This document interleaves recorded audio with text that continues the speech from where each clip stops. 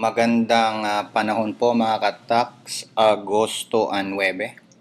Katatapos lang po ng mga sunod-sunod na malakas na pag-ulan at mga flash floods. Kaya naman maraming nasira ng mga ari-arian at records ang ating mga ka-taxpayer. Ito po ang inyong ka-tax ETM. At nalulungkot po ako sa nangyari sa ating bansa dahil sa dinulot ng habagat o monsoon rains. Ngayon po, ang may tutulong ko lang po sa inyo ay sinupin po ninyo ang mga natitira po ninyong records, goods, and properties. Alam po ninyo, yan po ay hahanapin sa inyo ng BIR pag nag-o-audit na sila. Kung yan po ay tinangay ng baha o nasira ho ng baha at wala na po kayong maipakita, ay patuloy pa rin po nilang hahanapin to sa inyo at hindi sila maniniwala. So, kailangan po ninyong i-dokumento ang pagkakawala o yung tinatawag nating loss of your records, goods, and properties.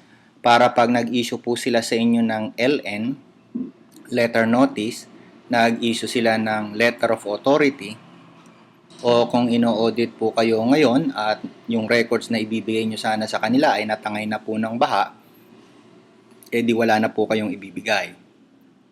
So, kailangan i-dokumento po ninyo. Ito po yung 11 paraan o 11 dapat po ninyong gawin. Must do things. 11 things that you must do starting po today. Number 1, gumawa na po kayo ng request.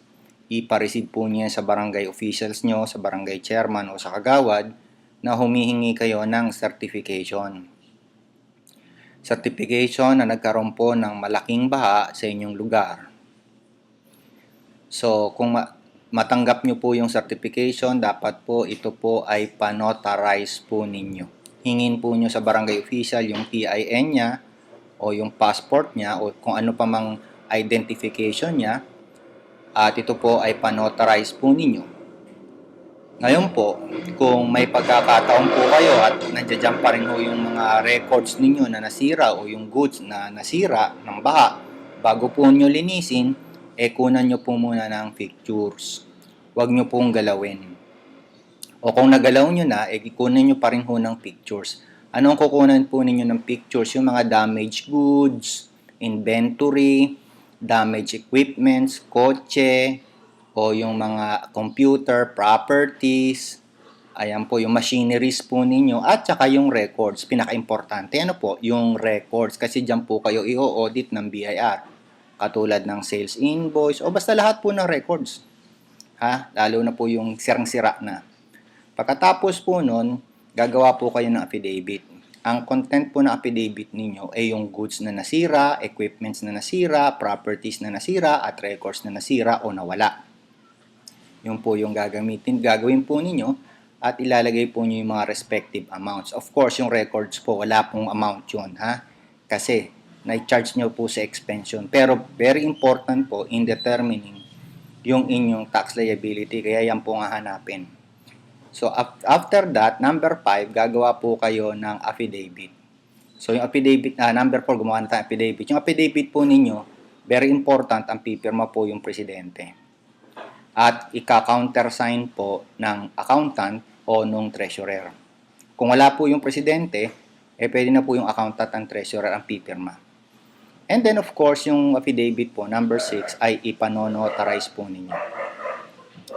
So, number 7 po, is as much as possible, mag-search po at mag-print kayo ng mga news clippings sa dyaryo at saka sa internet. Na nagpapakita ng ang inyong lugar po ay na baha. Or mga news po na dineclare po yung inyong lugar na dineclare po yung lugar ninyo na sa state of calamity. So, doon po sa mga statement na yan, maggagawa ko kayo ng rubber stamp. Paggawa kayo ng rubber stamp, ang nakasulat po, certified true copy. I-stamp nyo po yan sa certification, news clippings, at sa picture. Kasi po, kailangan po ninyo at least mga 5 kopya ang gagawin po ninyo. Very important po, 5. At least may mga 2 matira sa inyo. After that, i-attach nyo po sa affidavit nyo yung certification, yung news clippings, at yung pictures. Pag-attach po ninyo, siyempre, gagawa kayo ng 5 kopya, 5 attachments din po yan. Isasubmit po yan ninyo as soon as possible po sa BIR na having jurisdiction ng inyong principal place of office, number 1. Number 2, sa mga outlet ninyo na nabaha. Halimbawa, ang principal office po ninyo nasa Taguig. Ang nabaha po yung Quezon City. Magsasubmit po kayo ng isang kopya sa Taguig, principal place of office, at magsasubmit po kayo ng isang kopya sa Quezon City. So kung marami po kayong nabaha, bawat RDO na may jurisdiction sa office o outlet or warehouse po ninyo, bibigyan nyo po ng kopya. At ang pinaka-importante po sa lahat, mag-secure pa kayo ng kopya. At least 2 copies. At magagamit po ninyo yan pag nanghingi na sila ng records. Siyempre, ang sasabihin nyo, wala kaming records kasi nga kami nabaha. Ito po yung affidavit namin na sinagmit namin sa inyo noon pa, kaya wala kaming records. Wala ho akong matutulong sa inyong pinansyal, mga ka-tax, kaya ito lang po ang pwede kong itulong sa inyo. At sana sabihin nyo po ito sa iba kasi meron lang po kayong number of days na gumawa nito at mag-submit. After lapse of that, mate-technical po kayo. Kung meron po kayong mga questions at gusto nyo pong ma-enlighten, mag-miyembro po kayo ng katax.etm Club para po maproteksyonan ko po kayo habang po malakas pa si Katax ATM. At marami pong salamat sa inyong pakikinig at panonood nito. Hanggang sa muli, magandang panahon po mga Katax. See you later.